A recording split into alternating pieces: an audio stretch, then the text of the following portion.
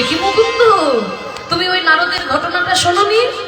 না তো প্রভু। তাহলে শোনো আমার কাছে, আপনারাও শুনুন।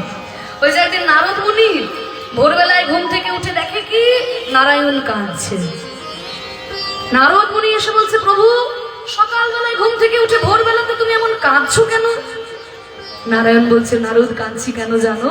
ভোরবেলায় ঘুম থেকে উঠে একজন গৃহী ভক্ত, একজন সংসারী ভক্ত আমার নাম করছে। নারদ কেঁদে উঠলো, ঠাকুর কোথাকার কে রাম শ্যাম যদু মধু তোমার নাম করছে বলে তুমি কাঁদতে বসেছো, আর আমি প্রতিদিন বিনা বাজিয়ে তোমার নাম করি, কই কোনোদিন তোমার জন্য তুমি কাঁদো না? নারদ, তোমার জন্য কাঁদি না বলে তোমার দুঃখ হয়েছে? বেশ বেশ, তোমার জন্য কাঁদবো। তা তুমি একটা কাজ করতে পারবে তো? তুমি আমার জন্য কাঁদলে আমি সব কিছু করবো। বলো কি করতে হবে? কোনো কঠিন কাজ নয়। এই দেখো আমার এই তেলের বাটিটা নিয়ে যাও। এই তেলের বাটি একদম কানায় কানায় ভর্তি তেল, এক ফোঁটাও তেল যেন কোথাও না পড়ে। এবার কানাই কানাই ভর্তি তেলের বাটি নিয়ে নারদ বাবা খুব সাবধান, ও মায়েরা কেউ কথা বললো না। এক ফোঁটা তেল পড়ে গেলে নারায়ণ আর কাঁদবে না। ও বিনাটাই যত ঝামেলা, বিনাটাকে নামিয়ে রেখে দিয়েছে। তেলের বাটি নিয়ে একবার পায়ের দিকে একবার তেলের দিকে। ওরে বাবা রে, যত সহজ ভাবছিলাম তত সহজ না।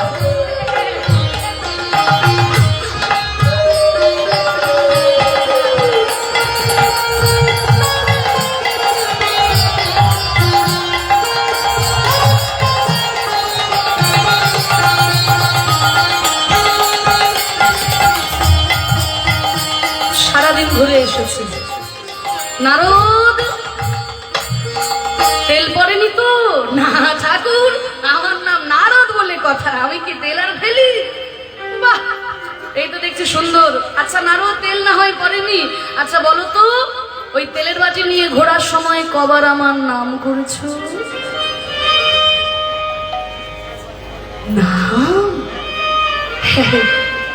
প্রভু আমাকে এই যে তুমি যে তেলের দায়িত্ব দিয়েছো, ওই তেলের খেয়াল রাখতে গিয়ে আমি তোমার নাম নিতে ভুলে গেছি। নারদ, এক বাটি তেলের খেয়াল রাখতে গিয়ে তুমি আমার নাম ভুলে গেলে।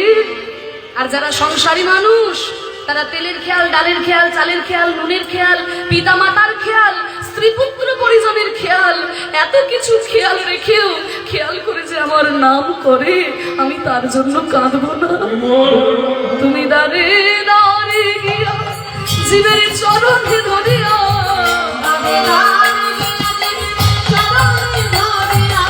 হরি নাম হরি নাম দিলা ফিরে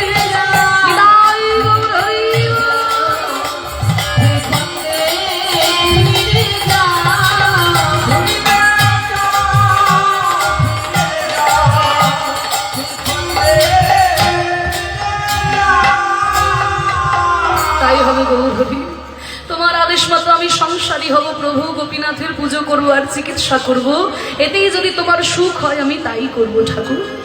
এই বলে মুকুন্দ গিয়ে চিকিৎসায় মন দিল। এত সুন্দর চিকিৎসায় তার নাম ডাক ছড়িয়ে পড়লো। দেশ বিদেশ থেকে যত লোক চিকিৎসা করাতে আসে, একবার যে চিকিৎসা করায় আর তাকে কোনোদিন অন্য কবিরাজি দেখাতে হয় না। তা তখনকার দিনে বাবা সারা বাংলার নবাব হুসেন শাহ, তার হলো তীব্র যন্ত্রণা। একদিনকে খেপে উঠলেন নবাব, বেয়াদব সব, আমি যন্ত্রণায় ছটফট করছে, তোমরা সোনাকে তেল দিয়ে ঘুমাচ্ছ। এই যেমন রাজ কর্মচারী কোথায়?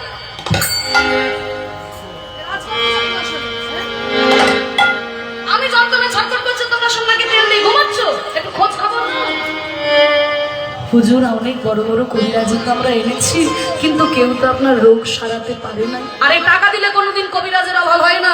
যেখানে পারো যত বড় কবিরাজ আছে নিয়ে এসো আমার কাছে।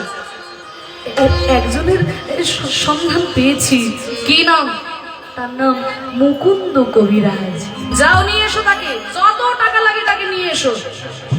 ওইখানেই তো অসুবিধে হুজুর, অন্যান্য কবিরাজ টাকার লোভে ছুটে বেড়ায়, আর মুকুন্দ কবিরাজ টাকার ভয়তে কোথাও যায় না। তার চিকিৎসা করাতে হলে আপনাকে ছদ্মবেশে তার বাড়ি যেতে হবে। এত বড় কবিরাজ, আমি যাব ছদ্মবেশে, তবে তাই হবে। রোগ যদি সারাতে না পারে তবে তার একদিন কি আমার একদিন। এই বলে নবাব করেছে কি, শ্রীখণ্ড গ্রামে এসেছে।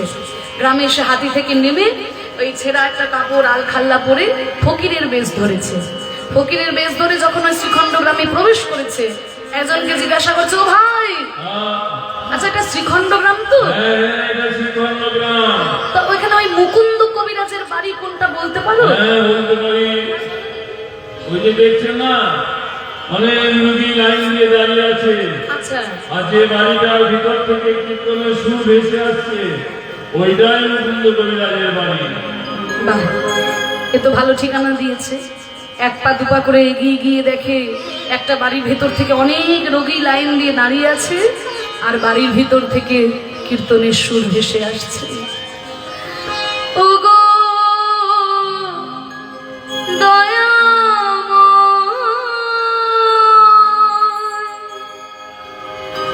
ওগো আমার মন মন্দিরে মদন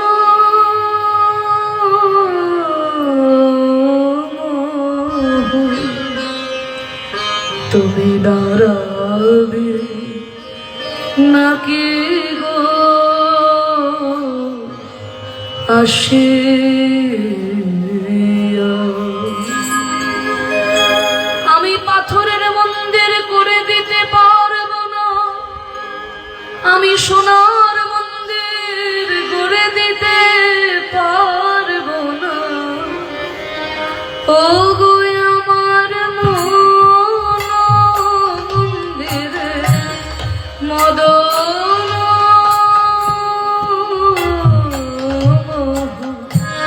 দাঁড়াবে নাকি গো আসিয়া?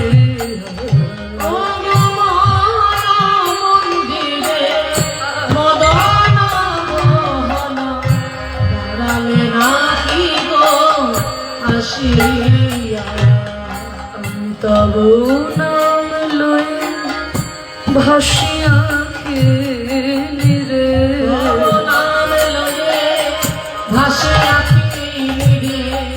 তব নাম লয়ে ভাসিয়া খেলি রে,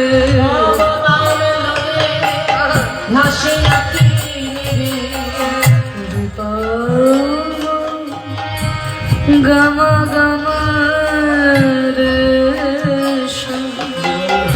গামা পানে সারে সারে সারে গামা গামা গামা পানে রে সারে গামা গামা গা, তব নাম লয়ে ভাসিয়া খেলি রে।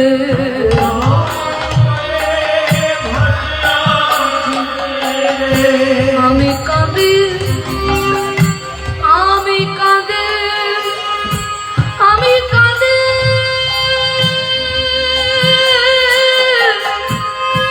আমি কাঁদে, এরা কেউ জানে না, শুধু তুমি জানো আর আমার মন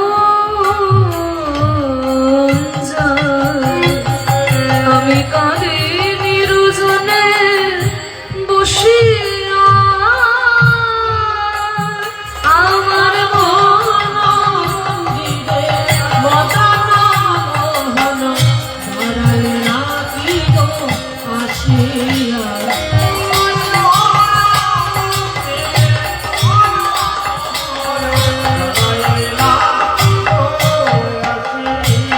কবিরাজ, কবিরাজ, এখানে কবিরাজ কোনটা গো? কবিরাজ, ও বাবা, তুমি তো ফকির, বাইরে থেকে এসেছো দেখছি, জানো না এখানে যিনি গান গাইছেন উনি কবিরাজ?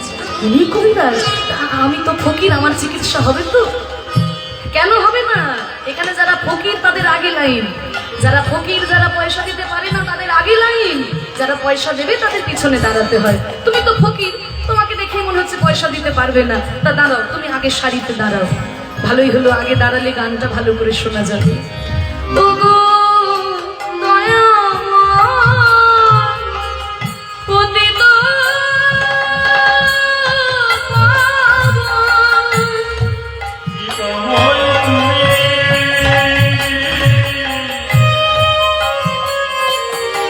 পাবন,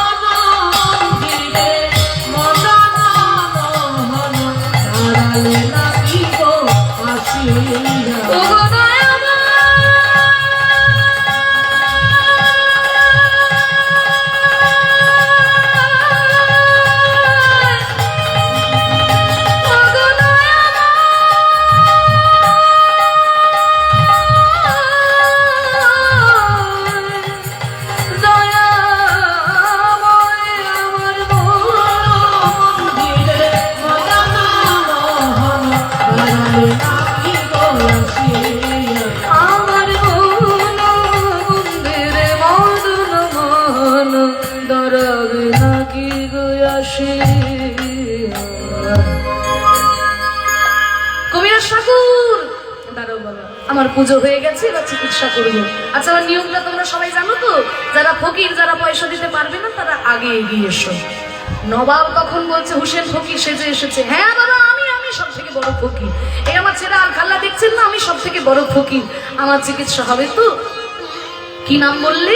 হুসেন। হুসেন।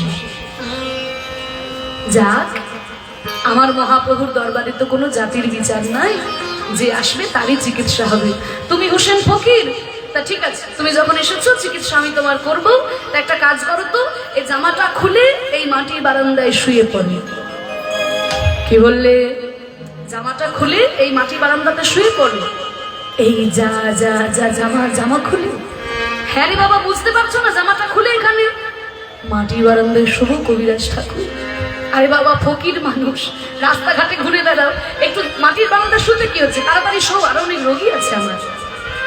নবাব মনে মনে চিন্তা করছে, কবিরাজ এই মাটি বারান্দাতে আমাকে শুতে তো বলছো, কিন্তু রোগ যদি আমার না সারে, তোমাকে সারা জীবন আমি এই মাটির বারান্দাতে শুইয়ে রেখে দেব।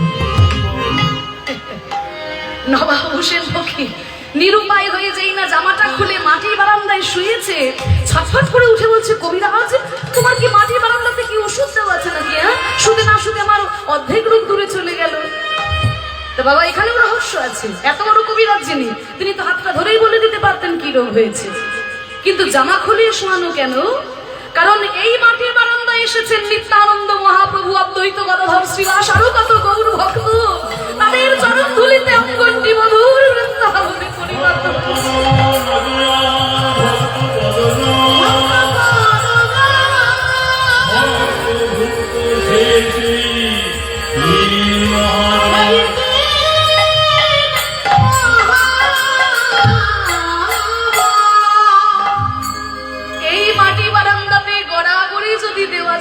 কোনো না কোনো জন্মে তার ভক্তির উদয় হবেই হবে। তাই জামা খুলিয়ে শোয়ানো। বাহ, আমার তো অর্ধেক রোগ সেরে গেল। আরে আমার তো কবিরাজি ওষুধ, ওই লোকের মুখে দিতে গিয়ে এক ফোঁটা দু ফোঁটা মাটিতে পড়ে যায়, ওইটাই হয়তো কাজ হয়ে গেছে। আসল ওষুধটা দিইনি, আসল ওষুধটা এনে জয় গৌর হরি, জয় গৌর। যেই না ওষুধটা খাইয়ে দিয়েছে, নবাবের এতদিনের ব্যথা যন্ত্রণা সঙ্গে সঙ্গে দূরে চলে গেল। ছটফট করে উঠে নবাব বলছে, কবিরাজ তুমি কি এমন কবিরাজি শিখেছো? এতদিনের যন্ত্রণা আমার এক মুহূর্তে দূরে চলে গেল। এত বড় কবিরাজ হয়ে তুমি অজপাড়াগাঁয়ে পড়ে রয়েছো, তা তো আমার সহ্য হয় না। কালই তোমাকে আমার সঙ্গে হাতিতে চড়ে রাজধানী যেতে হবে। বাবা ফকির, কে হে তুমি? তোমার সঙ্গে আমি রাজধানী যাব? নবাব মনে মনে চিন্তা করছে, আর তো আমার পরিচয় দিতে কোনো দোষ নেই, আমার তো রোগ সেরে গেছে। নবাব বলে উঠল, শোনো কবিরাজ, আমি হলাম সারা বাংলার নবাব হুসেন শাহ। সঙ্গে সঙ্গে নবাবের দলবল সেখানে এসে দাঁড়ালো। নবাব আপনি এসেছেন? সারা রাত্রি ধ্যান করলো কবিরাজ, গৌর হরে। আমি তো নবাবের চিকিৎসা চাইনি ঠাকুর, নবাবের সঙ্গে গিয়ে আমি কি করব? ধ্যানের মধ্যে মহাপ্রভু বলে উঠলেন, মুকুন্দ, পথের ভিখারি হোক আর সিংহাসনের নবাব, তোমার চোখে সবাই সমান, জীব নিত্য কৃষ্ণ দাস। কৃষ্ণ দাস গেলে তুমি নবাবের সঙ্গে যাচ্ছ, যাও, কৃষ্ণের ইচ্ছা হলে তুমি আবার শ্রীখণ্ডে ফিরে আসবে। এই বলে নবাবের সঙ্গে যাচ্ছে হাতিতে চড়ে রাজধানী। তখনকার দিনে রাজধানী ছিল মালদা। তা সেই মালদাতে যাচ্ছে, যেতে যেতে বলছে, নবাব আমার কিন্তু দুটি শর্ত। এক হলো, আমাকে কিন্তু আপনার ওই রাজপ্রাসাদে রাখলে হবে না, আমাকে একটা কুঁড়ে ঘর করে দিতে হবে।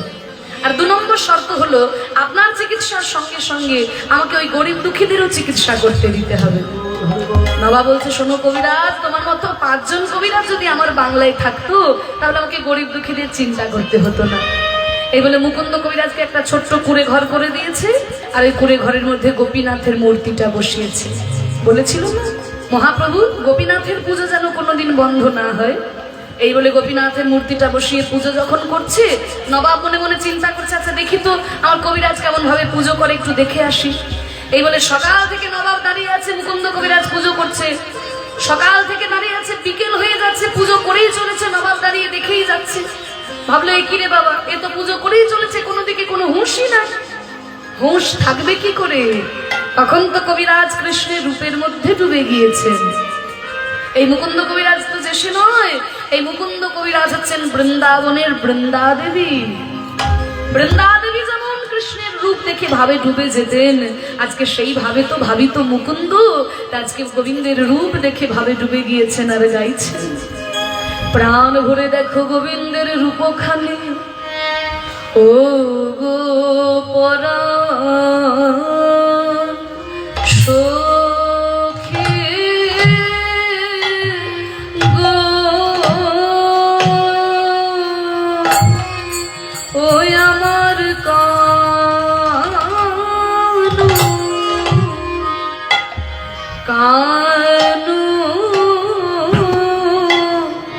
সে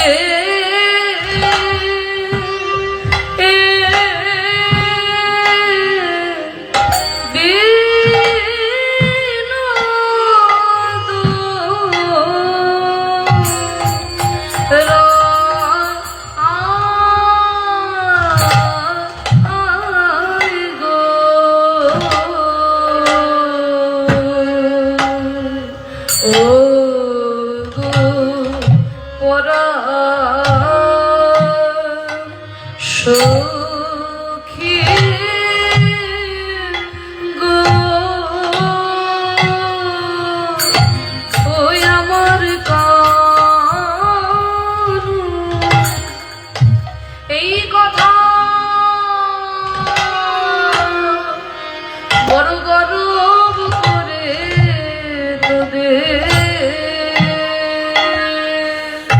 তোদের কাছে বলি গো, ওই রূপ দেখে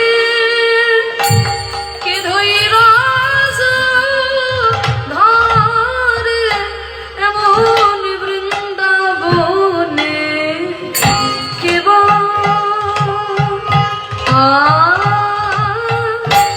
আছে রূপ দেখবি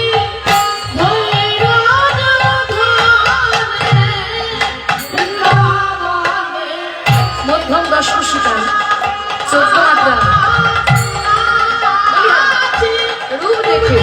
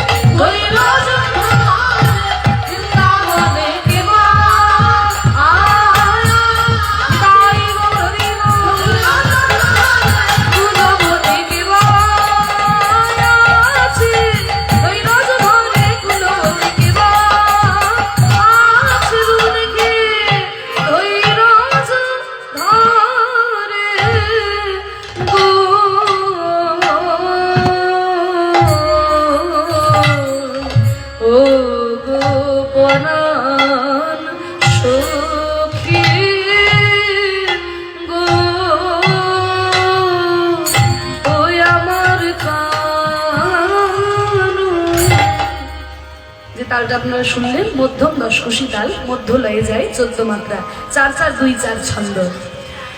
সখী আমার কানু সে বিনোদ রায়,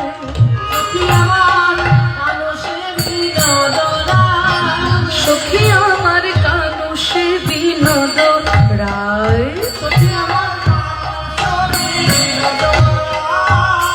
গোবিন্দের বিনোদ ছিকুরে বিনোদ করে বিনোদ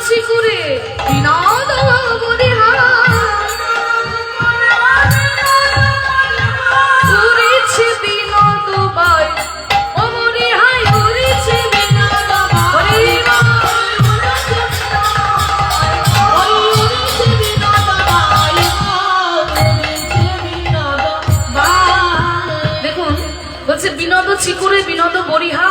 বিনোদবাই। গোবিন্দের সুন্দর মাথায় সুন্দর ময়ূর পুচ্ছের চূড়া, সুন্দর হাওয়ায় দুলছে।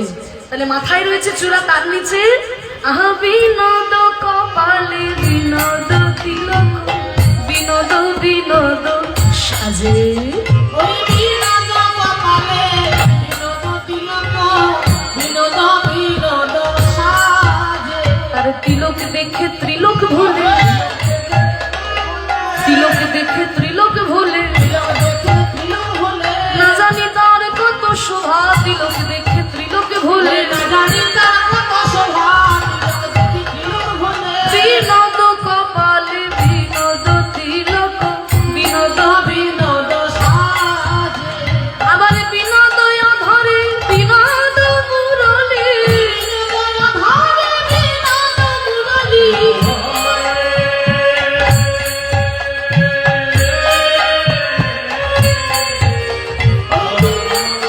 ধরে বিনোদ মুরলী।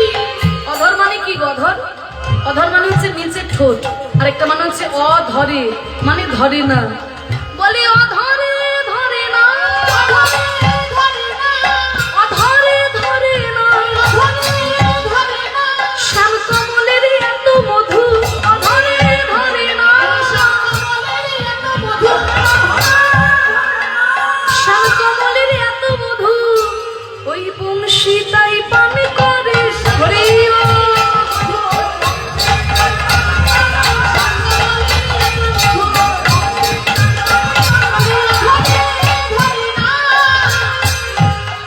আহা বিনোদ গলাতে বিনোদ মালাটি, বিনোদ বিনোদ দোলে। ওই বিনোদ গলায় বিনোদ মালাটি, বিনোদ বিনোদ দোলে।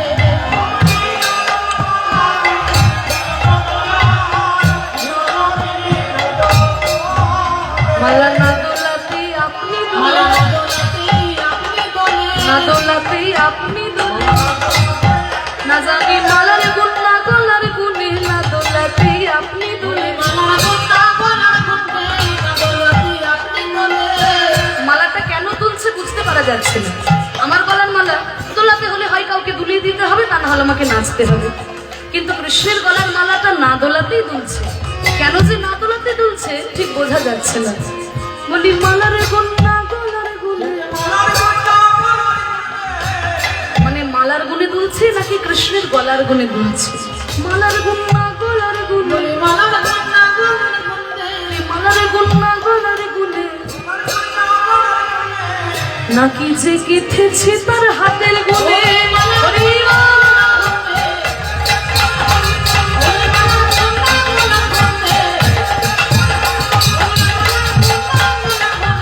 না দোলাতে আপনি দোলে।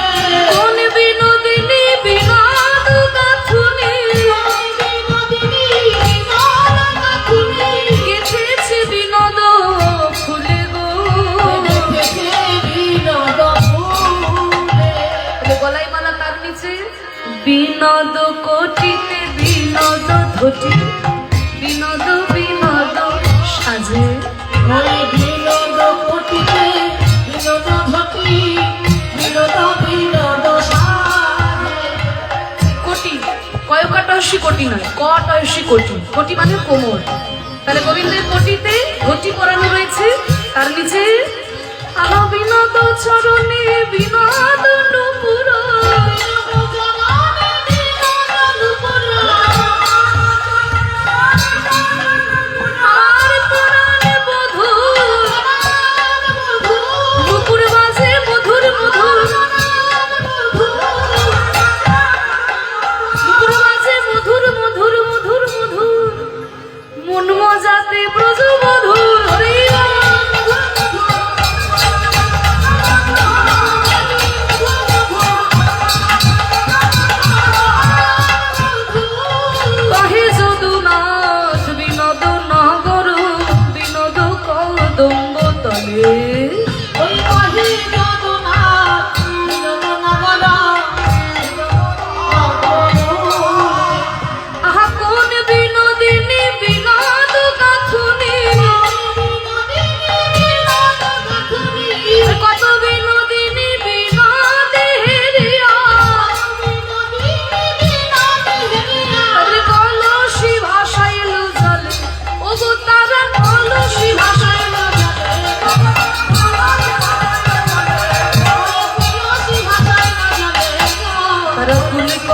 কলসি ভাসাইল জলে, ফুল কলসি ভাসাইল জলে, কুলে গোবিন্দ মিল না বলে।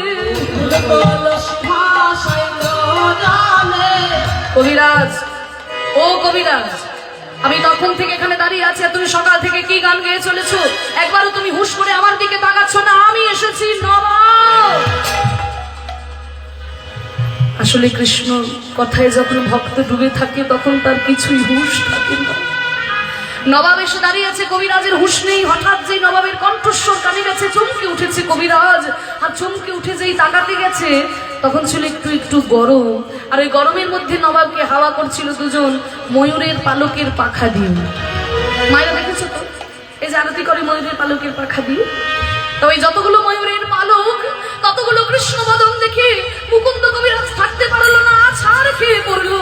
হে কৃষ্ণ করুণা সিন্ধু, করুণা সিন্ধু, দীনবন্ধু জগৎপতে, জগৎপতে, গোপেশ গোপিকা কান্ত রাধা কান্ত নমস্তুতে।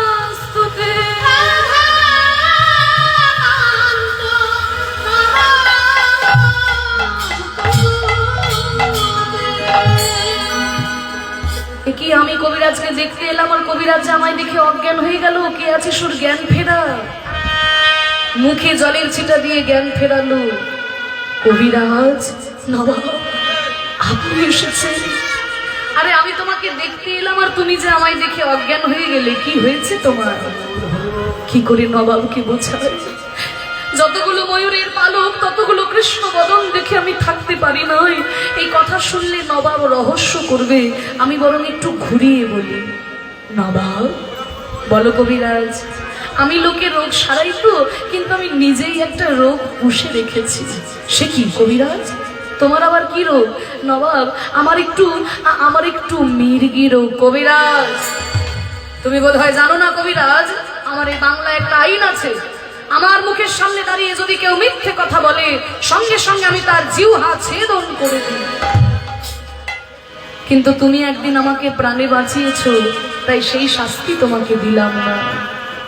আচ্ছা বলো তো কবিরাজ, তোমার যদি মির্গি রোগী হবে, তবে অজ্ঞান হওয়ার সময় তোমার মুখে কৃষ্ণ নাম এলো কি করে? মির্গি রোগী কি কৃষ্ণ কৃষ্ণ বলে অজ্ঞান হয়? আরো আছে, তোমার যদি মির্গি রোগী হবে, তবে অজ্ঞান হওয়ার সময় তোমার চোখে জল এলো কি করে? মির্গি রোগী কি কাঁদতে কাঁদতে অজ্ঞান হয়? শোনো কবিরাজ, রোগ তোমার আছে, তবে মির্গি নয়, কৃষ্ণ অনুরাগের রোগ। ওই যে বলছিল না, বিনোদ চিকুরে বিনোদ পরিহা। আরে বাবা, হিন্দু আমি নই, বাঙালি তো বটে। বৈষ্ণব পদাবলীর মানে তো বুঝি। বিনোদ চিকুরে বিনোদ পরিহা, তার মানে তোমার ভগবানের মাথায় ময়ূরের পালক আছে। আর সেই ময়ূরের পালকের পাখা দিয়ে আমাকে হাওয়া করছে। ওই পালকের দিকে তাকিয়ে তোমার ভগবানের মুখটা তোমার মনে পড়ে গেছে, তাই তুমি অজ্ঞান হয়ে পড়েছো। বাবা, আপনি আমার মনের কথা বুঝলেন কি? তোমার মতো 10 জনের মনের কথা বুঝতে পারি বলেই তো সারা বাংলার নবাব হয়েছি। আমি বড় ভুল করেছি আপনাকে মিথ্যে বলে নামাবো। ভুল তুমি করনি, ভুল করেছে এই নবাব। আমি তোমায় চিনতে পারিনি কবিরাজ, আমি তোমাকে চিনতে পারিনি। আমি এতদিন ভাবতাম তুমি আমার একটা কেনা চাকর, কিন্তু আজকে বুঝতে পারছি তুমি কত বড় ভক্ত। এত বড় ভক্তের হাতে আমি তো সেবা নিতে পারি না। তাই যাও, তুমি শ্রীখণ্ডেই ফিরে যাও, দিন দরিদ্রের চিকিৎসা করো। আর অর্থনৈতিক চিন্তা যাতে না থাকে, তাই ওই শ্রীখণ্ড অঞ্চল আমি তোমার নামেই লিখে দিলাম। আর এই নবাব যদি কোনোদিন বিপদে পড়ে, তাহলে একটু দেখে যেও। ছুটতে ছুটতে আসতে বলছে, হে গৌরহরি, তুমি যা বলেছিলে তাই হলো গৌরহরি। কৃষ্ণের ইচ্ছা হলে আমি আবার শ্রীখণ্ডে ফিরে আসবো। এই তো আমি ফিরে এসেছি। এবার থেকে আমি কারোর কাছে পয়সা নেব না। এবার থেকে আমি গোপীনাথের পুজো করব আর বিনা পয়সায় চিকিৎসা করে বেড়াবো। ছুটতে ছুটতে আসছে শ্রীখণ্ড গ্রামে সেই মালদা থেকে সখী। সে হরি কেমন নাম শুনে যা, এত প্রেম জাগে চোখে আনে এত জল সখী সে হরি কেমন বল? নাম শুনে যা এত প্রেম জাগে চোখে আনে এত জল সখী সে হরি কেমন বল?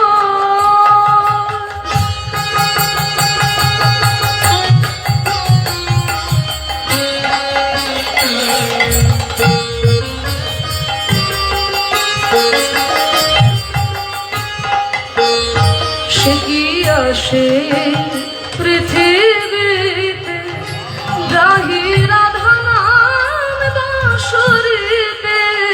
সে কি আসে পৃথিবীতে রাহি রাধা নাম বাঁশরীতে? যার অনুরাগে বিরহ যমুনা, যার অনুরাগে বিরহ যমুনা হয়ে ওঠে চঞ্চল সখী সে হরি কেমন বল?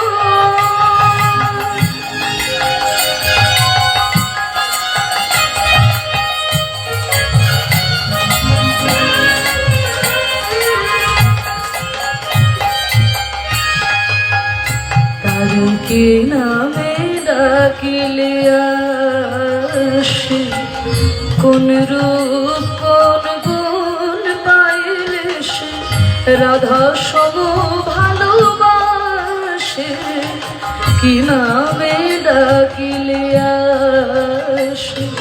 মাগারে গারে সারে নিসা পানি সারে রে সা নি নি ধাধা পাপা মামা গগরে রে রে রে পামা পা পামা পা পামা পা রে পামা গরে রে পামা গরে গ সারে নিসা রে রে মামা পাপা নি নিসা নিসা রে রে মামা পাপা নি নিসা নিসা রে রে মামা পাপা নি নিসা নি। কি নামে ডাকিলে আসে কোন রূপ কোন গুণ পাইলে সে রাধা সব ভালোবাসে? সখী শুনেছি সে নাকি কালো জালে কেমনে সে এত আলো? শুনেছি সে নাকি কালো জালে কেমনে সে এত আলো?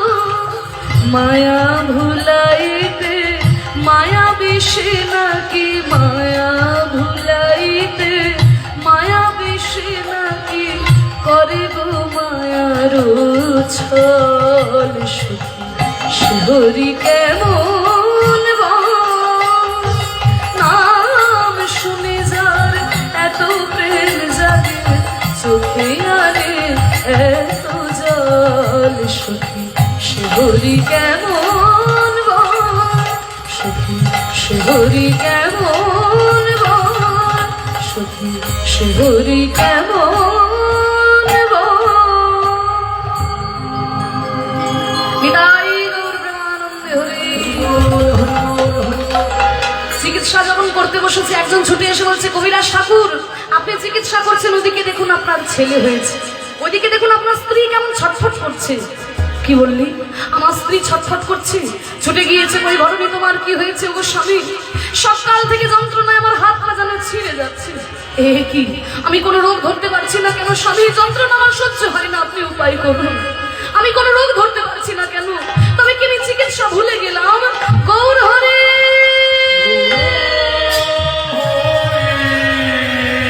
গৌরে গৌরে বলে ছুটিয়া চলিল,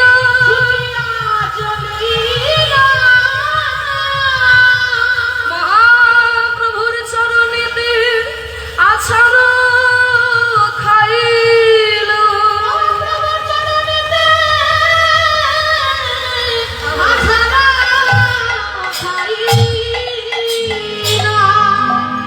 প্রভু মুকুন্দ, এতদিন পর আমাকে মনে পড়েছে ঠাকুর। আমরা তো সংসারী জীব, বিপদে না পড়লে তো তোমার কথা মনে পড়ে না ঠাকুর। আমি সারা বাংলার চিকিৎসা করলাম, আমি নবাবেরও চিকিৎসা করলাম, কিন্তু আমার স্ত্রীর রোগ কেন ধরতে পারছি না ঠাকুর।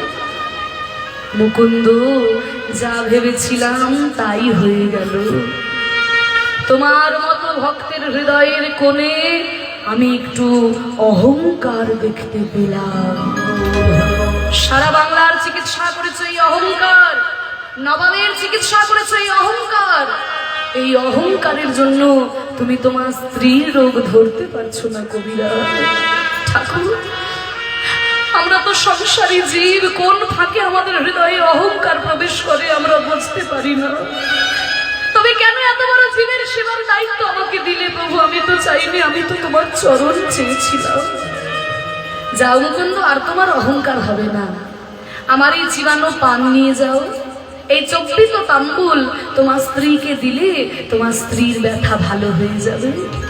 এই বলে মহাপ্রভুর পানটিকে নিয়ে চিবানো পান আঁচলের মধ্যে বেঁধেছে আর বলছে, আহা, আমি আর কি কবিরাজ গো, আমার মহাপ্রভুর মতো কবিরাজ আর কেউ নেই। আমি ওষুধ দিয়ে লোকে রোগ সারাই, আর মহাপ্রভু নাম ঔষধি দিয়ে জীবের মায়া রোগ দূরীভূত করে দেয়। পানটিকে আঁচলের মধ্যে বেঁধেছে আর বলছে, আমার গোরা গোরা গোরা গোরায় আমার করুণা সিন্ধু অবতার,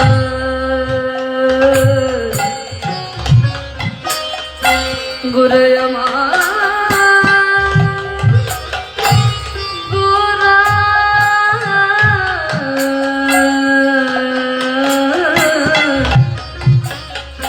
গোরায় আমার করুণা সিন্ধু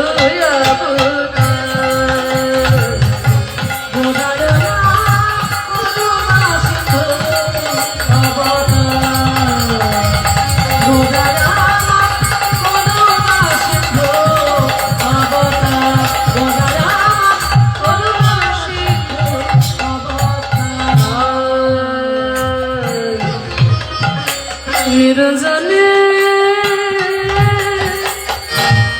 গাথিয়া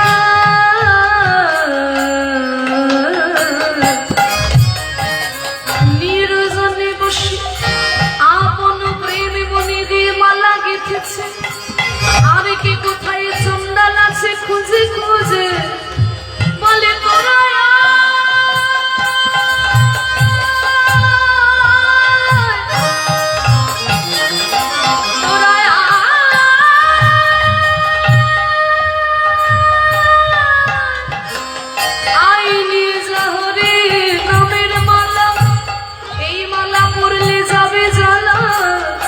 হৃদয় মন্দির হবে উজালা।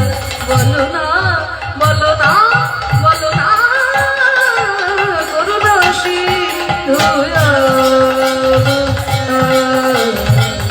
করুণা সিন্ধু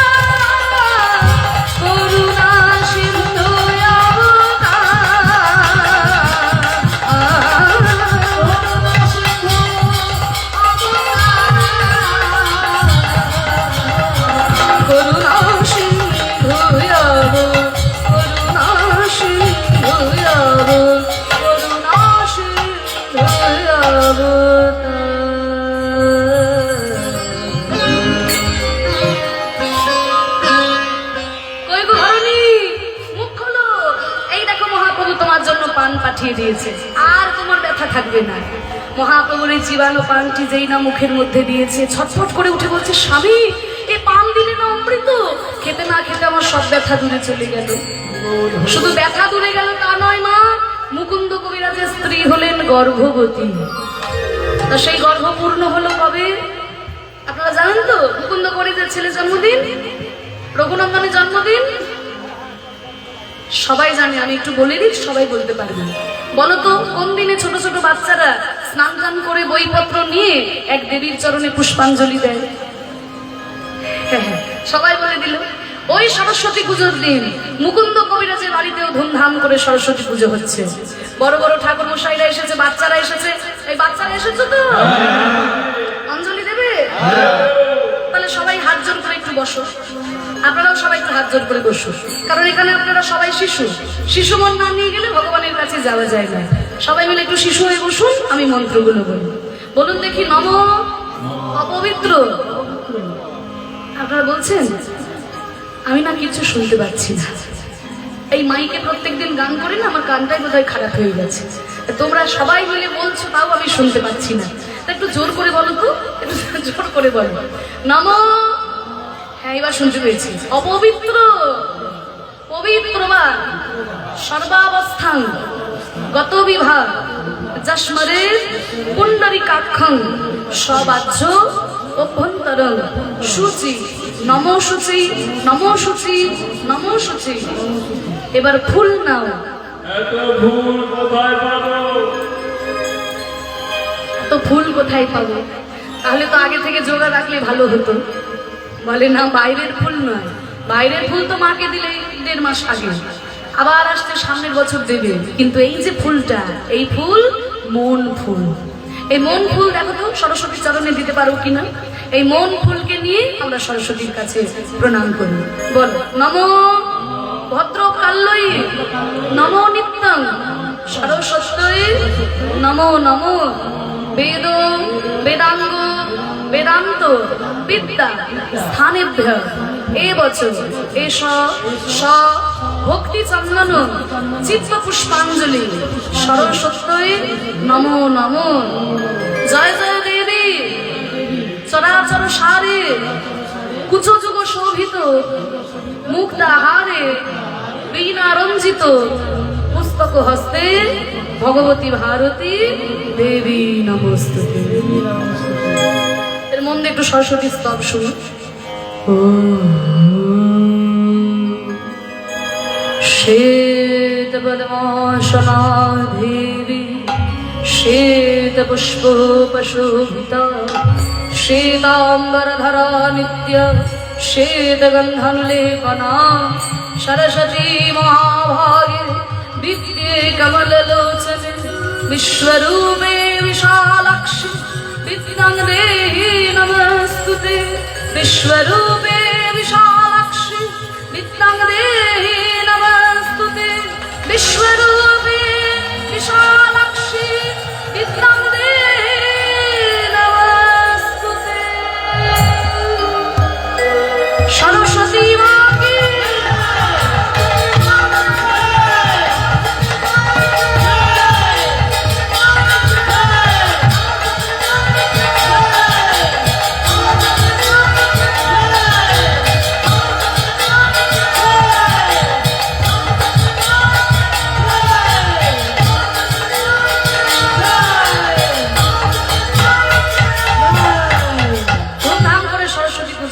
ঠিক সেই সময় মুকুন্দ কবিরাজের একটা ছোট্ট ছেলে জন্ম নিয়েছে। হেন কালে জন্মিলা শ্রী রঘুনন্দন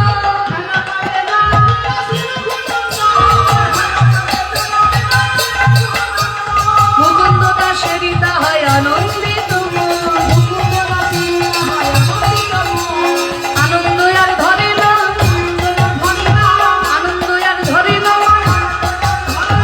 পুত্রের বদনে হেরে আনন্দ আর ধরে না। একজন ছুটে এসে বলছে, কবিরাজ ঠাকুর আপনি চিকিৎসা করছেন, ওদিকে দেখুন আপনার ছেলে হয়েছে। কি বললি? আমার ছেলে হয়েছে? তা আমার ছেলেটাকে নিয়ে আগে কি করতে হয় দেখি।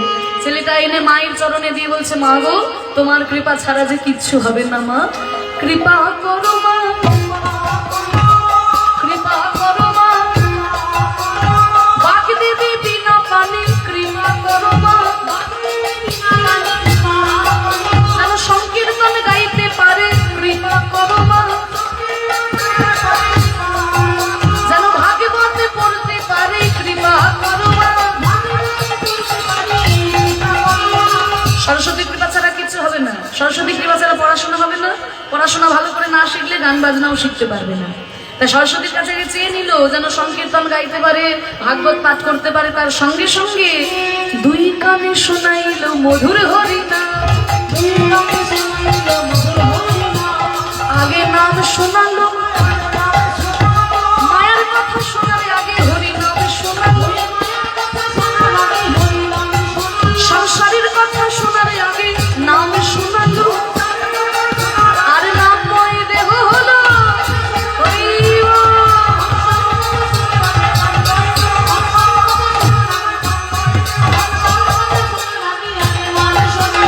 দুই কানে শোনাইল মধুর হরিনাম। ছোট্ট ছেলে জন্মগ্রহণ করলো, নাম রাখা হলো রঘুনন্দন। ধীরে ধীরে বাবা মায়ের ছত্র ছায়ায় বড় হয়ে যাচ্ছে, 5 বছর বয়স হয়েছে। মুকুন্দ কবিরাজের রোজকার কাজ হলো একেবারে সকালবেলায় কাক ভরে উঠে ভাগবত পাঠ করেন, তারপর কৃষ্ণ পূজা করে চিকিৎসা করতে বেরিয়ে যান বিনা পয়সায়। কোনোদিন ভাগবত পাঠে শ্রোতা হয় না, অত ভোরবেলা থেকে ভাগবত পাঠ শুনতে যাবে কি গো? লোকে রাত্রে ঘুমুক না ঘুমুক, ভোরবেলায় ঘুমটা একটু চেপে ধরে, সেই সময় যাবে ভাগবত পাঠ শুনতে? কোনোদিন ভাগবত পাঠ শ্রোতা হয় না। আজকে তাকিয়ে দেখে একটা শ্রোতা বসে আছে। যে শ্রোতাটি বসে আছে তার বয়সটি অল্প, তার নাম হচ্ছে রঘুনন্দন। বাবাও যেমন, ছেলেও তেমন। ওই যে একটা কথা আছে না, সিপাই কা ঘোড়া, না আগে হচ্ছে বাপ কা বেটা, বাপ কা বেটা সিপাই কা ঘোড়া, কুছ নেই তো থোড়া থোড়া। সব গুণ যদি না থাকে কিছুটা গুণ তো থাকবে। তার বাবা বসেছে ভাগবত পাঠ করতে, আর ছেলে সামনে বসে পড়েছে শুনতে, পাঠ করে চলেছে।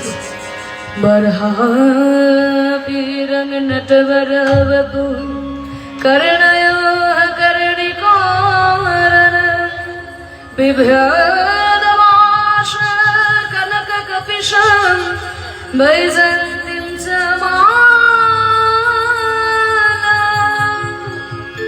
প্রভু, সবার চোখে ঘুম আছে আর তোর চোখে ঘুম নেই বাবা। সবাই এখন নাক ডেকে ঘুমাচ্ছে, তুই ভাগবত পাঠ শুনতে এসেছিস, জাগিয়ে ঘুমো। না বাবা আমি শুনবো। আরে তোর ঠান্ডা লেগে যাবে যে? না আমি শুনবো। তবে দাঁড়া, ছেলের গায়ে চাদরটা ঢাকা দিয়ে দিয়েছে, শোন আবার। রন্ধার বেরুর ঘর সুধয়া পুরয়ম গোপ বৃন্দ বৃন্দারণ্যম স্বপদ রমণম পাভিশনির্হিত কীর্তি। কেমন লাগলো রঘু? খুব ভালো লেগেছে বাবা। কিছু মানে বুঝতে পারলি? হ্যাঁ মানে তো কিছু। সংস্কৃত তুই বুঝবি কি করে? তোকে সহজ করে বুঝিয়ে দিলাম। তুই যেমন একটা ছোট্ট ছেলে, অমনি একটা ছোট্ট ছেলে ছিল প্রহ্লাদ। তার বাবা তো ভগবানকে মানে না, আর ছেলে তো ভগবান ছাড়া কিছুই জানে না। তার বাবা বলে তোর ভগবান কোথায় আছে দেখা দেখি। ছেলে বলে ভগবান কোথায় নেই তাই বলো, ডাকলেই তাকে পাওয়া যায়, একবার ডেকে দেখো। তুই ডাক তোর ভগবানকে, তারপর আমি দেখছি। তাহলে স্তম্ভের মধ্যে আমি আমার ভগবানকে ডাকি, ডাক স্তম্ভের মধ্যে ভগবানকে। যেই না ভগবানকে স্মরণ করলো প্রহ্লাদ ওই স্ফটিক স্তম্ভের মধ্যে, আর তখন নারায়ণ ওই স্ফটিক স্তম্ভ ভেদ করে নরসিংহ রূপ ধরে প্রহ্লাদের পিতা হিরণ্যকশিপুকে হত্যা করে প্রহ্লাদকে দিল ভক্তির রাজত্ব। বাবা তুইও যদি গোপীনাথের পুজো করতে পারিস, তুইও গোপীনাথের কৃপা পাবি। যা, আমার আর বোঝানোর সময় নেই, তুই মায়ের কাছে যা। ছেলে চলে গেল বাইরে, আর ওদিকে মুকুন্দ কবিরাজ পুজো করতে বসেছে। হরি নাম কা প্যালা আর হরে কৃষ্ণ কে হালা, ऐसी हाला बीत करके चला चले मत वाला।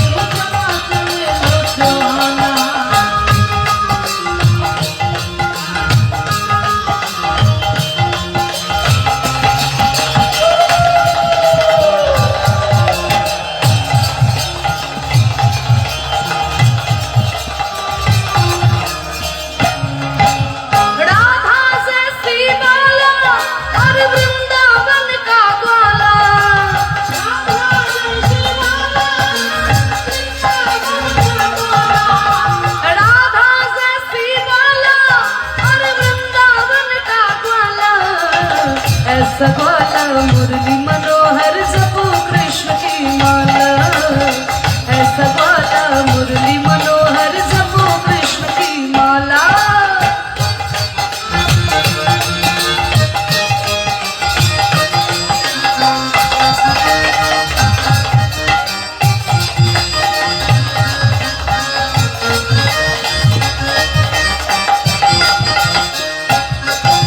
कृष्ण की धुन में तन हो हरे हरे कृष्ण में मन हो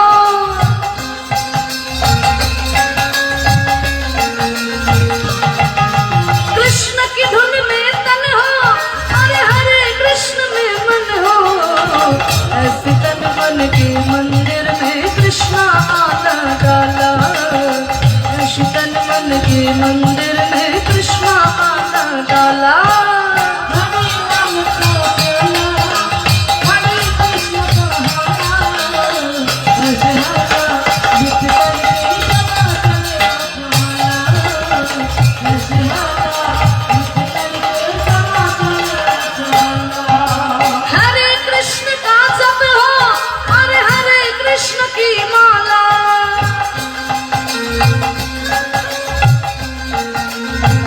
हरे कृष्ण का जप हो हरे हरे कृष्ण की माला दिव्य ज्योतिष हृदय शुद्ध हो जपो कृष्ण की माला दिव्य ज्योतिष हृदय शुद्ध हो जपो कृष्ण की माला हरे नाम का प्याला हरे हरे कृष्ण की हाला ऐसी हाला दीदी करके चला चले मत वाला हरि बोल ऐसी हाला जित करके जमा करे हाला ऐसी हाला जित करके जमा करे हाला ऐसी हाला दीदी करके चला चले मत वाला মুকুন্দ কবিরাজ পুজো করছে পিছন থেকে একজন ছুটে এসে চরণ দুটোকে জড়িয়ে ধরেছে কবিরাজ ঠাকুর আপনি তাড়াতাড়ি চলুন আপনি না গেলে আমার বাবাকে বাঁচাতে পারবো না কবিরাজ ঠাকুর এই আপনার পায়ে ধরে বলছি আপনি তাড়াতাড়ি চলুন এই ছেড়ে দে গোপীনাথের সামনে কারোর পা ধরতে আছে আমার পা ভাবে ছেড়ে দে কবিরাজ ঠাকুর আপনি না গেলে যে আমার বাবাকে বাঁচাতে পারবো না আপনি কৃপা করে চলুন আরে দাদা আমি পুজোটা করে নি তারপর তো যাবো কেঁদে উঠল ছেলেটা কবিরাজ ঠাকুর আপনি এসেও গোপীনাথের পুজো করতে পারেন কিন্তু দেরি যদি করেন আমার বাবাকে যে আর বাঁচাতে পারবো না আমার কাছে পয়সা নেই বলেই আপনার কাছে ছুটে এসেছি শুনেছি আপনি নাকি বিনা পয়সায় চিকিৎসা করেন হে গৌর হরি তুমি বলেছিলে একদিকে কৃষ্ণ সেবা একদিকে জীবের সেবা কৃষ্ণ সেবা করতে গিয়ে জীবের সেবা এসে গেছে আমি কোনটা আগে করব না আগে আমার ভক্ত সেবা কিন্তু ভক্ত সেবাই না হয় করতে যাব আমি যদি গোপীনাথের পুজো ফেলে রেখে এইভাবে চলে যাই আমি যে মন দিয়ে চিকিৎসাও করতে পারবো না আর আমি এমন লোক একটা ঠাকুর মশাই রাখিনি আমি আমার অহংকার হবে বলে একটা ঠাকুর মশাই রাখিনি আচ্ছা আমার রঘুনন্দন আস্তে আস্তে বড় হচ্ছে না আজকের মতো পুজোর দায়িত্বটা রঘুর উপরে দিয়ে দিলে কেমন হয় আচ্ছা ডেকে তো দেখি গেলা কোনো কাজে অন্তরে গোপীনাথের সেবার তরে গেলা কোনো কাজ অন্তরে গোপীনাথের সেবা করে শ্রী রঘু নন্দনে ডাকিয়া নে।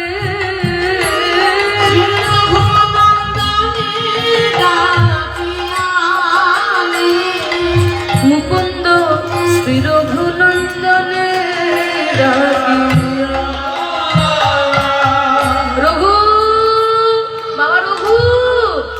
বাবা আমায় ডেকেছো হ্যাঁ তোমায় ডেকেছি এসো আমার কোলে এসো আমায় কিছু বলবে বাবা রঘু আমি কোনোদিন তোকে কোনো আদেশ করি নাই আজকে একটা আদেশ করব তুই রক্ষা করবি বাবা আমি তোমার পুত্র তুমি যা আদেশ করবে তাই আমার কাছে বেদ বাক্য বাবা তাই নাকি এই দেখ আমি পুজো করতে বসেছি তো, আর ওই পাশে গ্রামের ছেলেটা আমাকে জোর করে ডেকে নিয়ে যেতে এসেছে।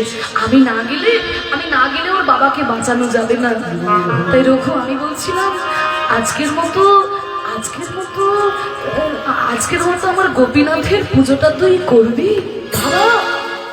হ্যাঁ রঘু, আমার যে কোনো ঠাকুর মশাই নেই, আর আমি যদি গোপীনাথের পুজো ফেলে রেখে চলে যাই, আমি যে মন্দির চিকিৎসাও করতে পারবো না রে।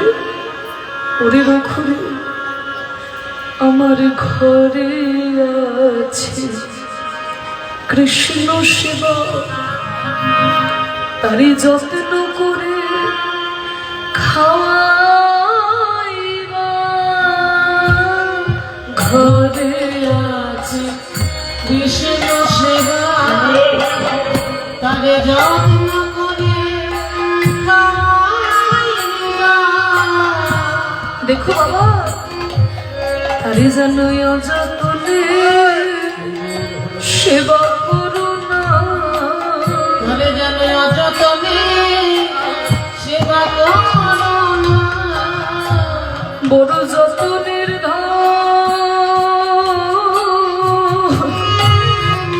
গোপীনাথ আমার, ওই অযত্নে সেবা করো না।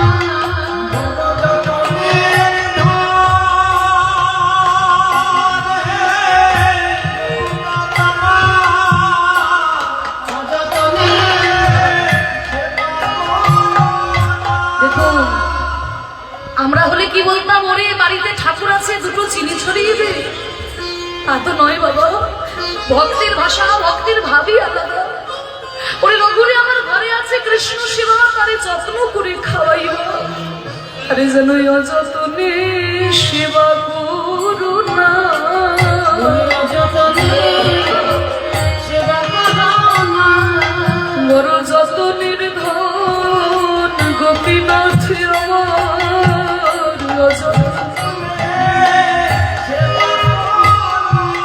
সে যে বড় যতনে থাকে, মা যশোদার কোলালো করে। তাই অযত্নে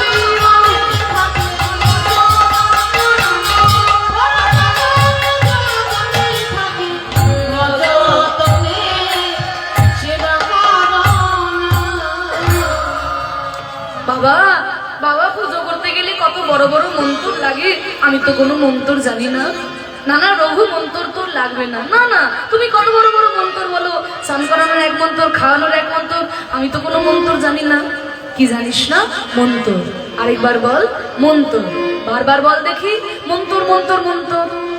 কি হচ্ছে দেখ তো রঘু, মন তোর, মন তোর, মন তোর। বল বল কি বা হবে শুদ্ধ মন্ত্র? কিবা হবে শুদ্ধ মন্ত্র? রঘু থাকে যদি শুদ্ধ মন তোর, বলে কিবা হবে শুদ্ধ মন্ত্র? থাকে যদি শুদ্ধ মন তোর। বলে কিবা হবে শুদ্ধ মন্ত্র? ব্যাকরণ শিখে ভালো করে মন্ত্র উচ্চারণ করলাম, আর হৃদয়ে ভক্তি ভাবের লেশ মাত্র নাই। হয় না রে রঘু, মনের মতো করে যদি মনের ভগবানকে ডাকতে পারিস, তুইও গোপীনাথের কৃপা পাবি। যা, আমার আর বোঝানোর সময় নেই, তুই মায়ের কাছে নাড়ুগুলো নিয়ে গোপীনাথের পুজোটা করে দে, আমি চলি।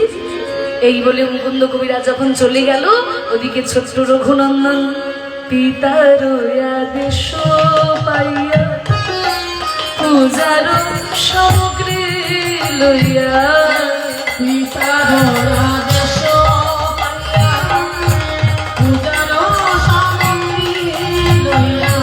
মায়ের কাছে এসে বলছে, মা ও মা, আমায় ক্ষীরের নাড়ু থালা দাও। কেন তুই থালা কি করবি? ও মা, আজকে না আমি পুজো করবো। হ্যাঁ? তোর বাবা কোথায়? বাবাই তো পুজোতে বসেছিল। পাশে গ্রামের ছেলেটা জোর করে ডেকে নিয়ে গেছে, বাবা না গেলে তার বাবাকে বাঁচানো যাবে না। তাই বাবা বলেছে আজকের মতো পুজোটা আমি। তোর বাবাও যেমন এতদিন ধরে বলছে একটা ঠাকুর বসে রাখো, একটা ঠাকুর বসে রাখো, আমার কথা শুনে এখন তুই কি পুজো করবি? হ্যাঁ, তুই মন্ত্র জানিস? ওমা, বাবা বলেছে মন্ত্র লাগবে না গো, মনের মনের মতো করে ডাকলেই হবে। হে গোপীনাথ, হে গোপীনাথ, এদের যদি কোনো পাপ হয় তুমি নিও না ঠাকুর, এদের যত পাপ সব তুমি আমায় দিও। দাও না মা, ক্ষীরের নাড়ু থালা তো দাও না। ওহ, তোকে নিয়ে কি করি বলতো? এই নে ক্ষীরের নাড়ু থালা, নে যা খুশি করবে যা। ক্ষীরের নাড়ুর থালা নিয়ে ছোট্ট রঘুনন্দন চলেছে। 7 বছরের ছেলে নিজের তাল সামলাতে পারে না, অত বড় ক্ষীরের নাড়ুর থালা নিয়ে যাচ্ছে। গোপীনাথের সম্মুখে ধরিল,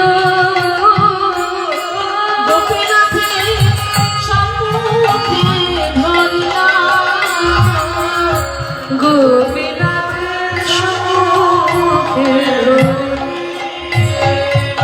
বলে ওগো গোপীনাথ,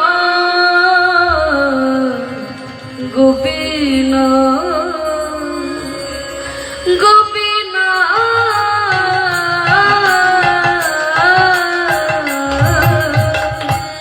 ওগো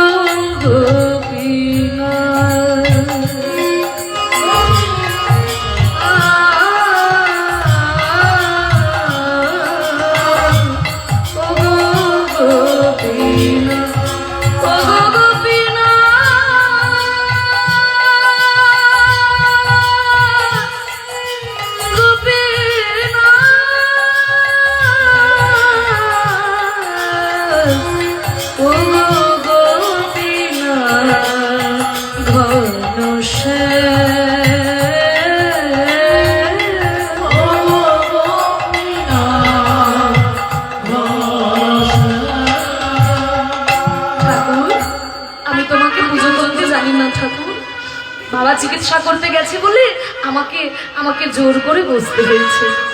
বাবা বলেছে আমার মন তো লাগবে না, মনের মতো করে ডাকলেই তুমি আসবে। এই নাও গোপীনাথ, এই ক্ষীরের নাড়ু খাও। আমার ডাকে নাইবা আসলে আমার মা কত কষ্ট করে রাত্রির জেগে তোমার জন্য ক্ষীরের নাড়ু তৈরি করেছে। গোপীনাথ, এই নাও মায়ের দেওয়া এই ক্ষীরের নাড়ু খাও। গোপীনাথ তো এইভাবে আসে না মা। আর ছোট্ট ছেলে রঘু জানে না যে গোপীনাথ দৃষ্টি করে প্রসাদ করে। ওর বাবা বলেছে যত্ন করে খাওয়াইবা, মানে মনে করেছে গোপীনাথ সত্যি সত্যি খায়। দৃষ্টি করে প্রসাদ করে ওটা বাবা বলে যায়নি। এইবারে গোপীনাথের সামনে ক্ষীরের নাড়ুর থালাটা ধরে বলছে, গোপীনাথ আমার ডাকে নাইবা আসলে মা কত কষ্ট করে তৈরি করেছে, এই দাও মায়ের নেওয়াই ক্ষীরের নাড়ু খাও। কই তুমি তো খাচ্ছ না গোপীনাথ, কি অসুবিধা তোমার, কি অসুবিধা? আমি তো বলেছি তোমাকে পুজো করতে জানি না ঠাকুর। ও আচ্ছা গোপীনাথ, তুমি এত লাজুক আমার তো জানা ছিল না, আমি তো ভুলেই গেছিলাম। বাবা প্রত্যেকদিন যখন পুজো করে আগে দরজাটা বন্ধ করে তারপর তুমি খাও। আমি দরজাটা বন্ধ করিনি বলে তুমি খাচ্ছ না, তাই তো? আমি তোমার দরজা বন্ধ করে দিচ্ছি ঠাকুর। এই আমি দরজা বন্ধ করে দিয়েছি, এইবার খাবে তো? তবুও তো তুমি খাচ্ছ না গোপীনাথ। আমি তো বলেছি আমি তোমাকে পুজো করতে জানি না, কি অসুবিধা? ও আচ্ছা বলবে তো, আমি কি বোকা? আরে মুখে বলে যাচ্ছি খাও খাও খাও, আর তোমার মুখের সামনে একটা বাঁশি ধরানো আছে। দেখেছো কি বোকা আমি? আরে বাবা মুখের সামনে বাঁশি থাকলে সে খেতে পারে? দাঁড়াও দাঁড়াও, আমি তোমার বাঁশিটা নামিয়ে দিচ্ছি। তাড়াতাড়ি করে বাঁশিটা হাত থেকে নামিয়ে দিয়েছে। এইবার খাবে তো? আচ্ছা খেতে গেলে তোমার চূড়াটা অসুবিধা হবে। দাঁড়াও দাঁড়াও, তোমার চূড়াটা, তোমার চূড়াও খুলে দিলাম গোপীনাথ। দরজা বন্ধ করে দিলাম, বাঁশি নামিয়ে দিলাম, চূড়া নামিয়ে দিলাম। আমি তো বলেছি আমি তোমাকে পুজো করতে জানি না ঠাকুর। কি অসুবিধা তোমার, কি অসুবিধা? ও আচ্ছা, এইবার আমি বুঝতে পেরেছি তোমার আসল কারণটা। ওই বাবা তোমাকে পুজো করতে করতে চলে গেছে তো, মানে সাজাতে সাজাতে একটা পায়ে তুলসী দিয়েছিল আরেকটা পায়ে দেয়নি, এইভাবে অর্ধেকটা সাজিয়েছে, তাই তুমি রাগ করেছো না গোপীনাথ। আমি তোমায় সাজাবো গোপীনাথ, আমি তো বাবার মতো পারবো না, আমি বাবার মতো ভক্ত নই, আমি আমার মতো করে তোমায় সাজাবো। আমি সাজাবো তোমারে ওই মোহন সাজে, বড় আশা ছিল আমার মন